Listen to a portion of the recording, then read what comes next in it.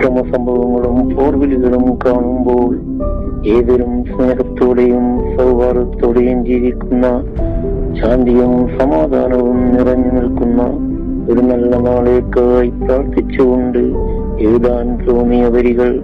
കവിത സ്നേഹദീപം.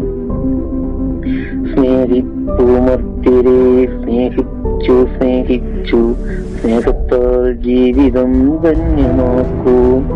സ്നേഹത്തോടൊരുമയോടേവരും കഴിയുന്ന ഒരു നല്ല കാലം വരുവാൻ കൊതിക്കുമാം. എന്തിനായി പോരുകൾ, എന്തിനായി പോർവിളി, എന്തിനായി ജാതിതൻ പോർക്കളങ്ങൾ? ജാതി മതങ്ങൾ ഉയർത്തി നാം എന്തിനായി അകലുവാൻ വേദികൾ പണിതിടുന്നു?